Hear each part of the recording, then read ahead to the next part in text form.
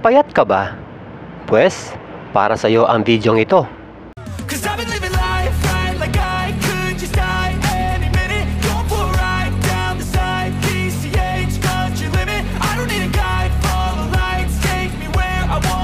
Hello kila Arnold de Malna, Den at DM Gigante ng Rosario Pasig, Errol Desu, at Noli Berenguela.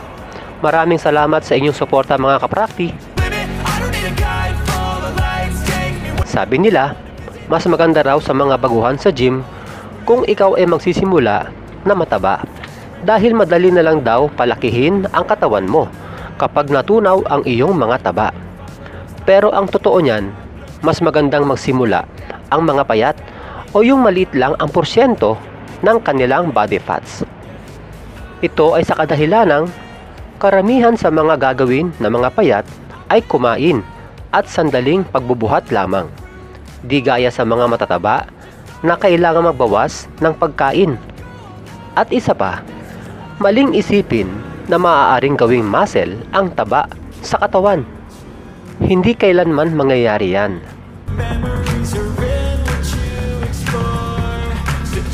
Dahil kaunti lang ang mga exercises ang dapat gawin ng mga payat, tiyakin mo na ang mga exercises na ito ay epektibo sa pagpapalaki ng muscle. Mamaya ituturo ko sa inyo ang mga exercises na ito. Samantala, narito ang mga exercises na dapat munang iwasang gawin ng mga payat. Ang isolation exercise ay mga exercises na isang joint o single joint lang ang gumagana. Ibig sabihin, ang mga exercises na ito ay isang muscle group lang ang tinatamaan. Narito ang mga halimbawa. Dito sa mga bicep curls, walang ibang muscle ang tinatamaan nito, kundi ang biceps lang. Ganon din sa mga pushdowns at forearm workout. Iisang muscle group lang ang tinatamaan dito.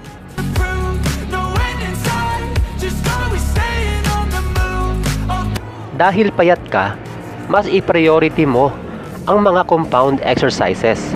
Ano naman yung mga compound exercise? Ito yung mga exercises na maraming joints ang gumagalaw.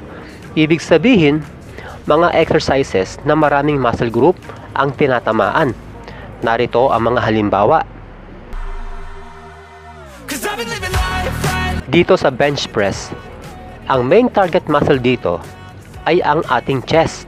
Subalit, natatamaan din ito ang tricep at shoulder.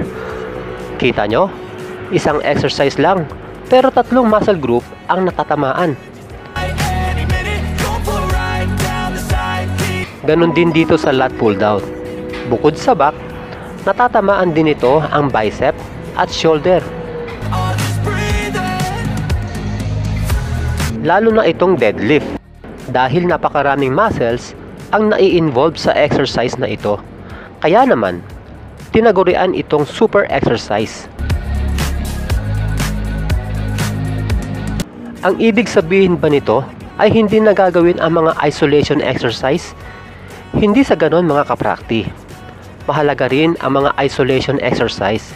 Subalit, gawin ito sa tamang panahon. Halimbawa, pagsisimula ka pa lang sa pagbubuhat bilang isang baguhan, mga compounds exercise muna ang gawin sa loob ng 3 hanggang 4 na linggo. Depende sa development o depende kung gaano kabilis ang paglaki ng iyong muscle. Pagkatapos niyan, saka mo gawin ang mga isolation exercise. Kasabay din yan ang pagdagdag din ng mga bigat na binubuhat mo. Maaari ka na rin magdagdag ng exercise at sets paunti-unti. Ibig sabihin, kapag ikaw ay baguhan pa lamang, hindi mo dapat ginagawa ang mga mahihirap agad na workout program.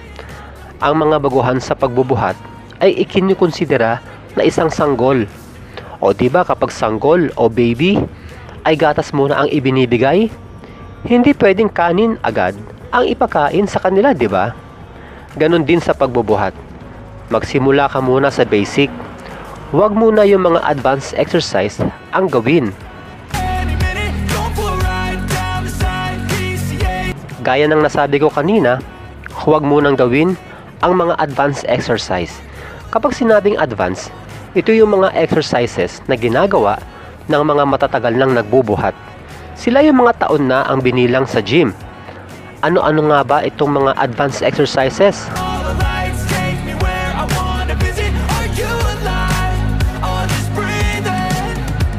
Muli, magsimula muna kayo sa basic dahil napakaraming exercises niyan. Kabisaduhin mabuti hanggang sa mamaster mo na yung proper form at sa sandaling handa na yung katawan mo, maaari mo na ring subukan ang mga advanced exercises na ito.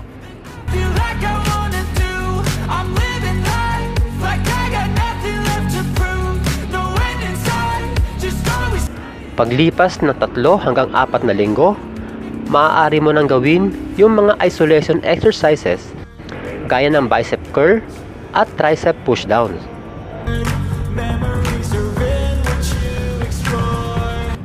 Kumain ng mga masusustansyang pagkain gaya ng gulay at prutas. Tiyak hindi na sapat ang protein, carbohydrates at fats intake mo. Matulog ng di bababa sa 7 oras kada araw. Huwag kalimutan mag-subscribe, like, and share. At pakiclick mo yung notification bell upang lagi kang updated sa aking mga videos. Thank you and God bless.